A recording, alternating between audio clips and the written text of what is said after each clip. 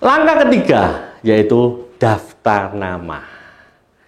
Setelah tadi kita yakin, ya, kita memiliki buku impian atau target, yaitu daftar nama. Bapak Ibu sekalian, saya paham Anda pasti punya nama-nama yang begitu banyak. Ya, agar kita lebih teratur, agar kita juga bekerja secara profesional, Anda bisa memiliki yang disebut dengan buku daftar nama.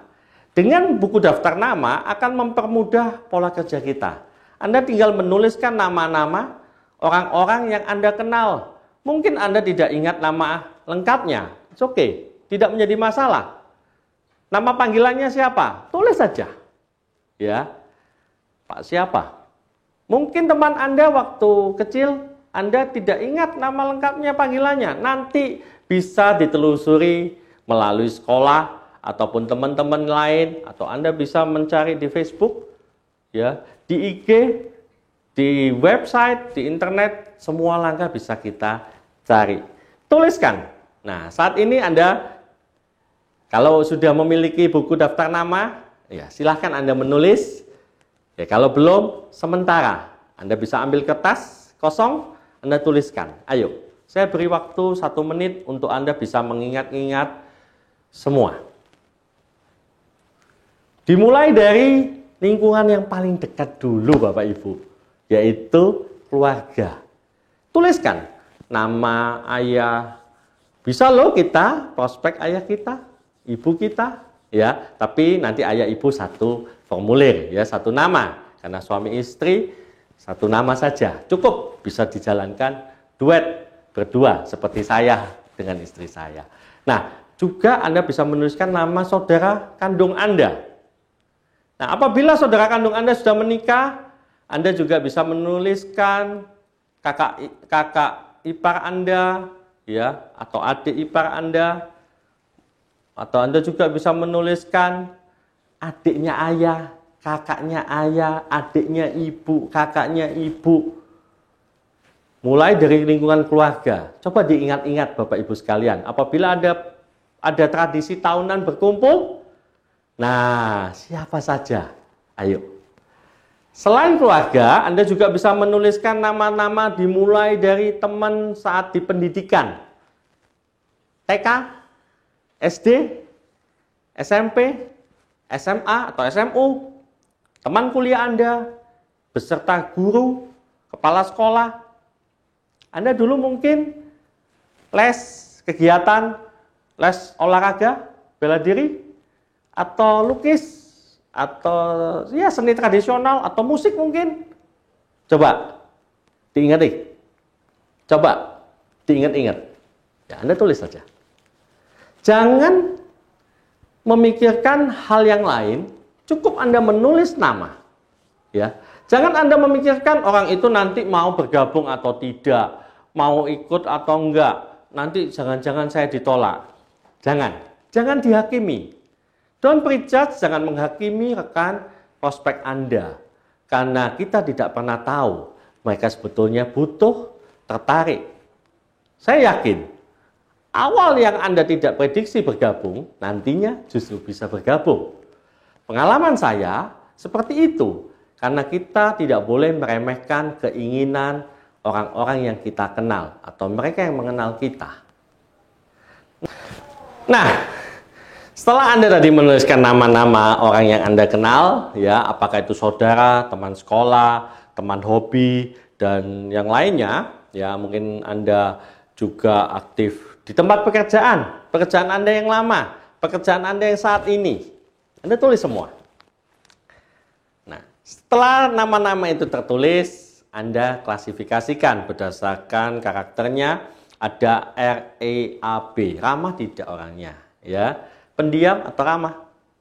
Nah, setelah itu energik, pembawaannya bagaimana? Gestur tubuhnya, orangnya ya tidak bisa diam gitu ya, energik sekali. Terus ada juga aktif. Aktif artinya orangnya ini punya pekerjaan lebih dari satu, tidak mau di rumah begitu, ya. Dia punya bisnis selain bekerja di perusahaan, punya bisnis, wah aktif di kegiatan. baik dalam pekerjaan maupun kegiatan sosial.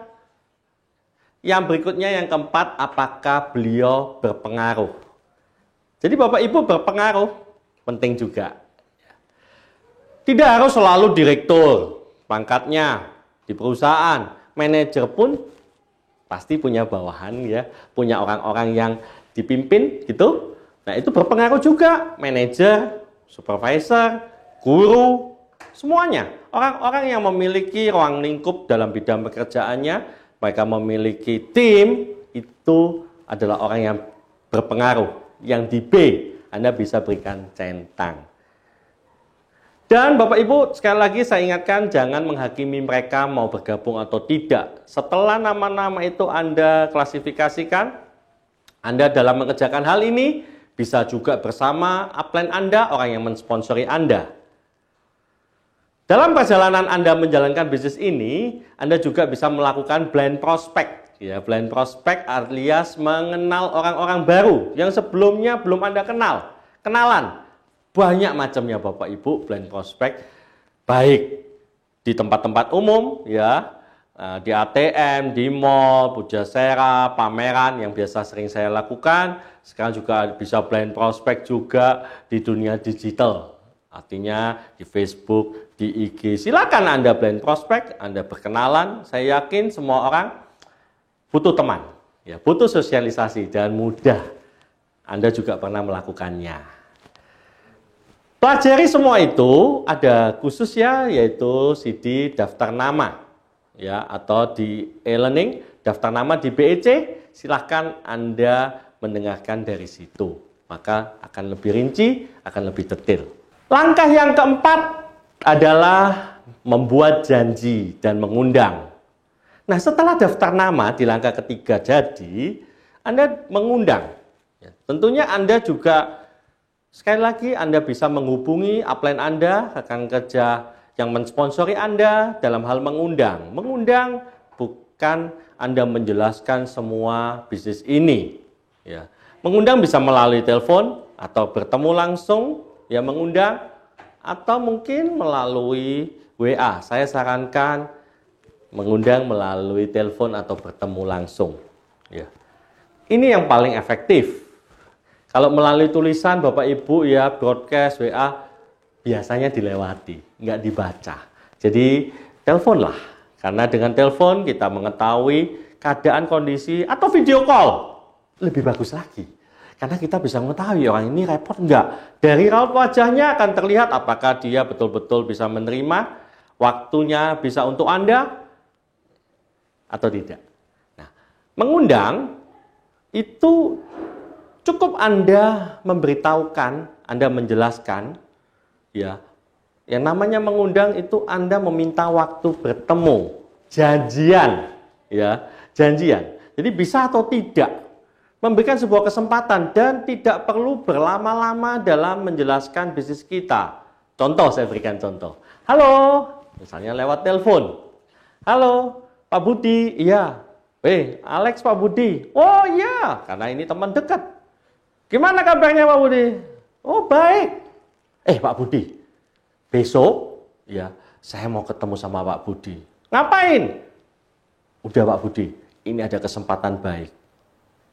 Kalau Anda mau menghampiri teman Anda, ya bisa seperti itu. Tetapi kalau Anda ingin mengundang mereka di sebuah acara, nah caranya seperti ini. Pak Budi, catat ya, jangan sampai lupa.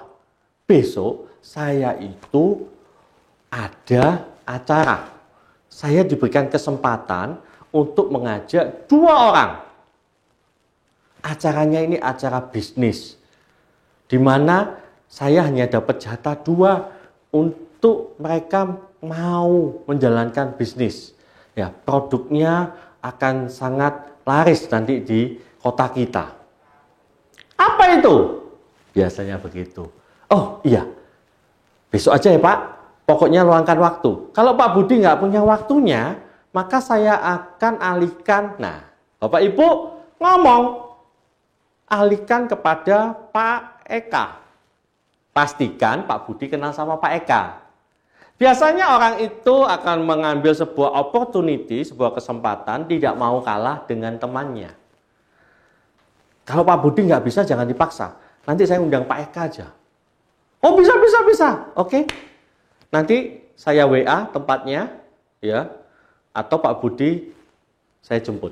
Bapak Ibu menjemput membutuhkan ya tenaga kita, ekstra waktu, tetapi itu sangat penting kalau Anda ingin betul-betul Pak Budi hadir di pertemuan. Ya, dengan kita menjemput, memastikan prospek kita bisa kita pastikan datang. Kalau kita tidak menjemput, ada yang namanya orang berhalangan. Apakah disengaja atau tidak, tetapi berhalangan itu ada ya kesempatannya. Sehingga Anda mungkin kecewa, tidak datang. Tapi kalau Anda mau menjemput, 99% mereka bersama kita.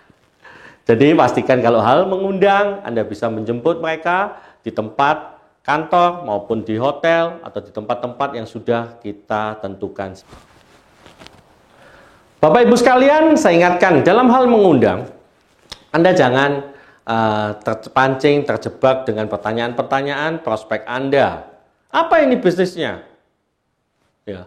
Begitu Anda mengatakan, oh network marketing, oh MLM, saya yakin ada orang yang negatif. Mereka padahal belum mengetahui network marketing. Mereka belum menjalankannya. Untuk orang-orang yang gagal, karena mereka juga tidak menjalankan dengan benar, tidak mendapatkan bimbingan maupun pengetahuan dari bisnis ini, tentunya mereka juga kesulitan menjalankan.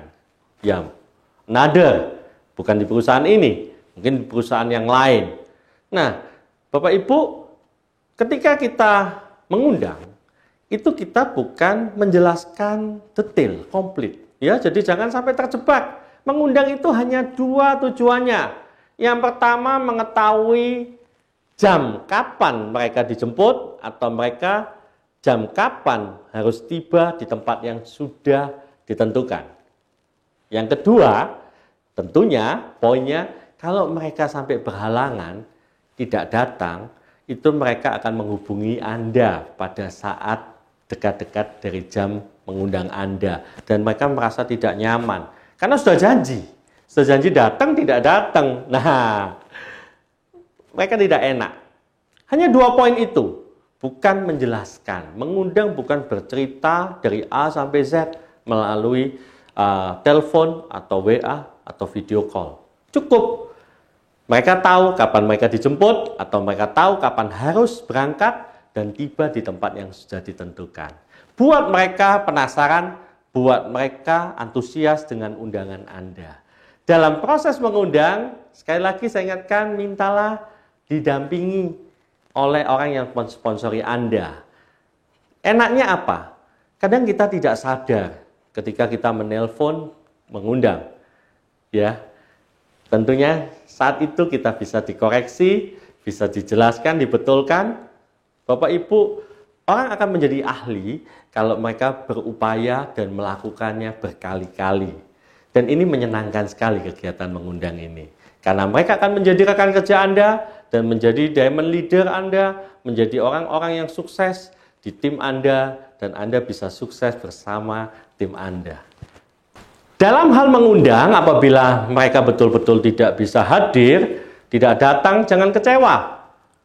Ya, undang lagi pada saat hal yang berikutnya. Kalau nggak datang, undang lagi. Putus asa yang menyebabkan kita gagal. Jadi jangan berputus asa, undang lagi. Pengalaman saya undang 5 kali, biasanya datang. Karena mereka tidak nyaman, tidak enak kalau sering tidak menepati janjinya. Ya. Anda juga bisa mendengarkan pelajaran khusus soal mengundang di BEC maupun di CD interaktif e-learning. Anda dengarkan. Di situ para mentor, para leader menjelaskan lebih detail tentang cara mengundang.